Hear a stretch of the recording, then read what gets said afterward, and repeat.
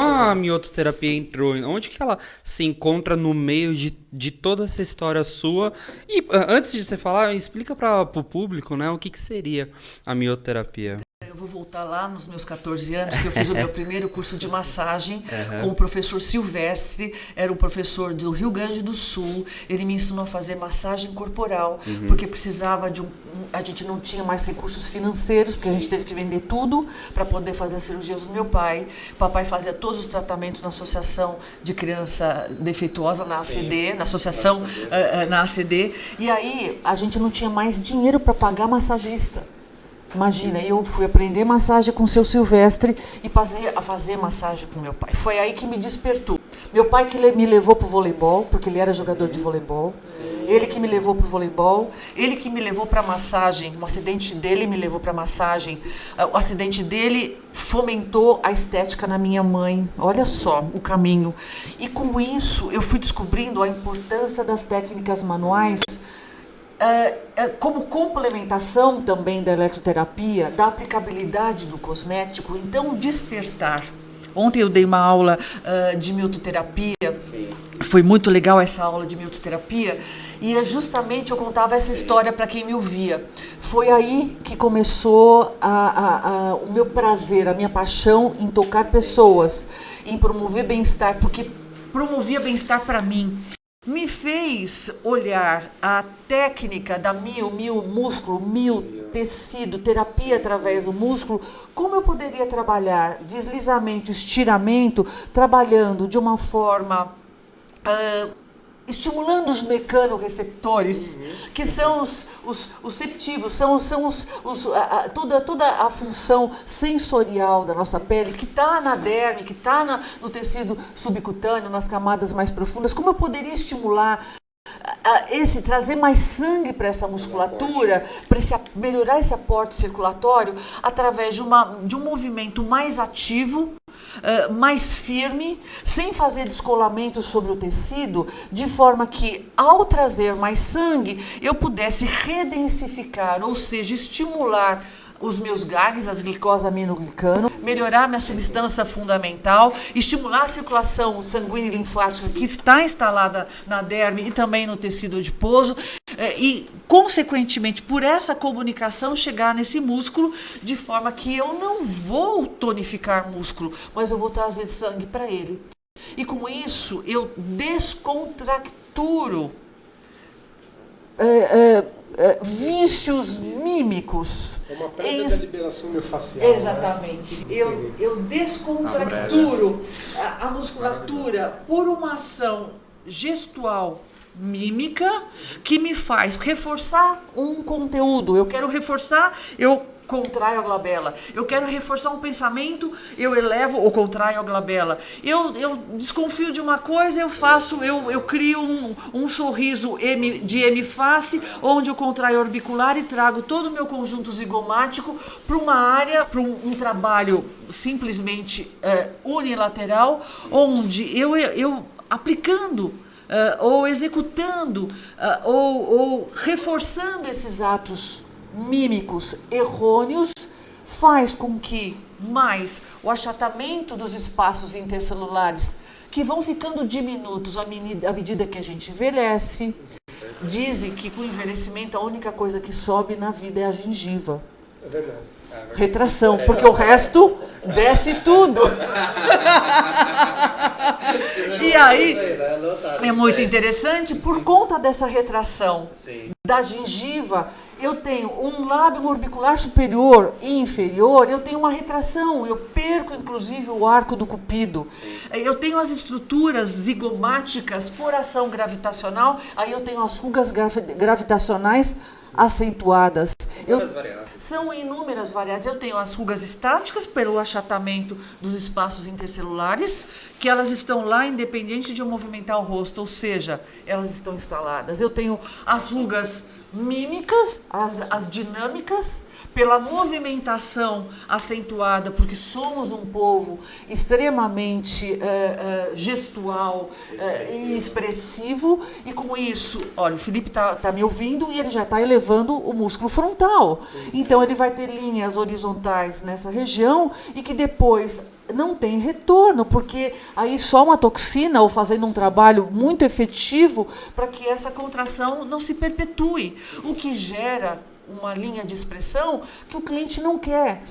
Então, obviamente, fiz muita eletroterapia, fiz muita corrente farádica, muita farádica no rosto, e aí eu até ouvi, quero até tirar uma dúvida, que se eu trabalho a farádica de forma excessiva sobre um músculo que está sob contração, eu posso efetivamente aumentar essa linha de expressão? Sim, positivo. Eu posso aumentar. Eu falei muito anos a fio sobre discutir muito eletroestimulação neuromuscular facial, exatamente por causa disso, porque aí já vou fazer um comentário sobre a mioterapia que eu achei bárbara.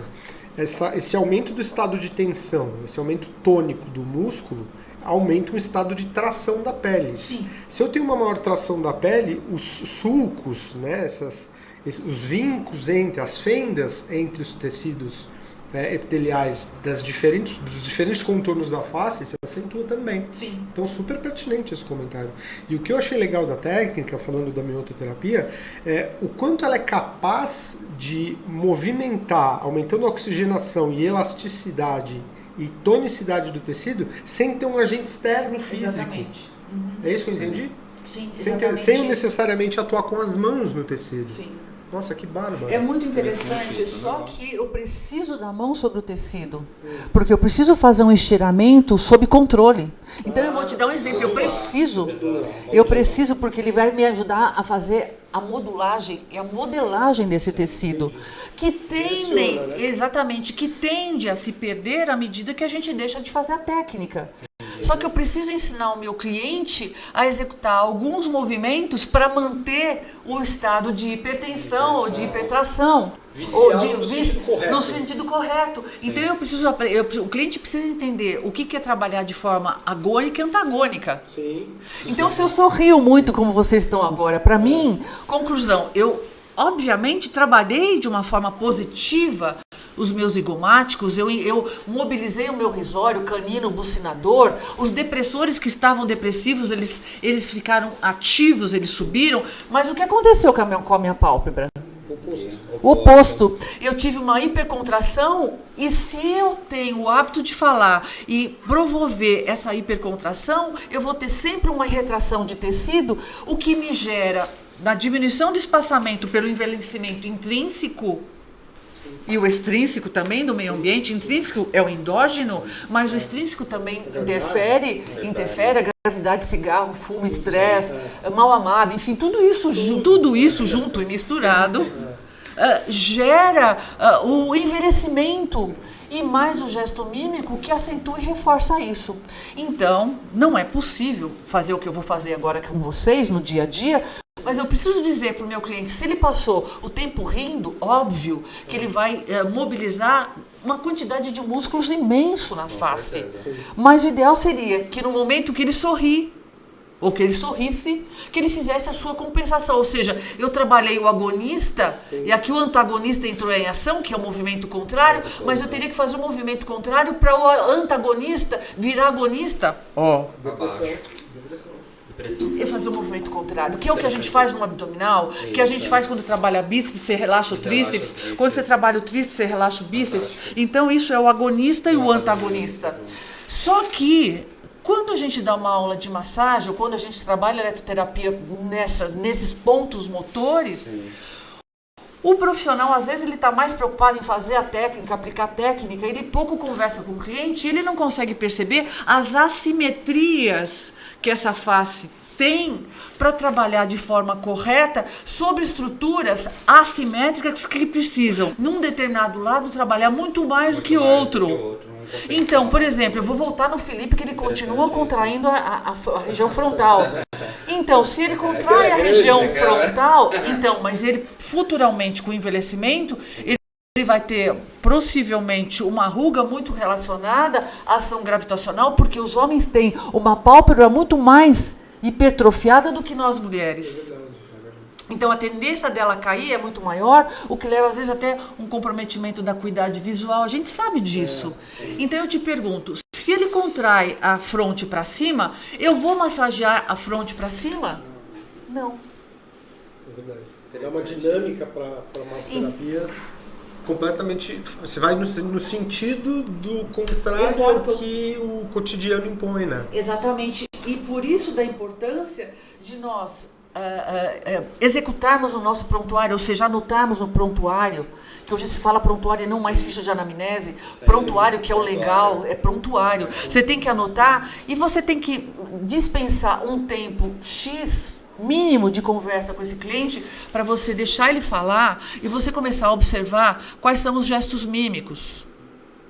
Se ele vira muito a cabeça para um lado, se você serve um biscoito, alguma coisa, se ele mastiga mais de um lado do que do outro, se ele faz careta referente a alguma coisa que você tenha falado, se ele prefere mexer o rosto e fica muito mais de um lado do que do outro. Isso tudo são gestos que a gente vai adotando que a gente não se dá conta no dia a dia. É verdade. E aí, o que eu preciso ter como uma boa observadora, não só para fazer a miototerapia, mas qualquer recurso manual que envolva a massagem, ou aplicar, inclusive, uma corrente elétrica sobre a face, conversar com o cliente e entender o que ele precisa. Sem trabalhar os dois ao mesmo tempo, né? Por exemplo, uma luva de microcorrentes. O que seria maravilhoso? Seria maravilhoso. Seria então, incrível. a mioto, ela viria como um complemento. O Direito do Cast.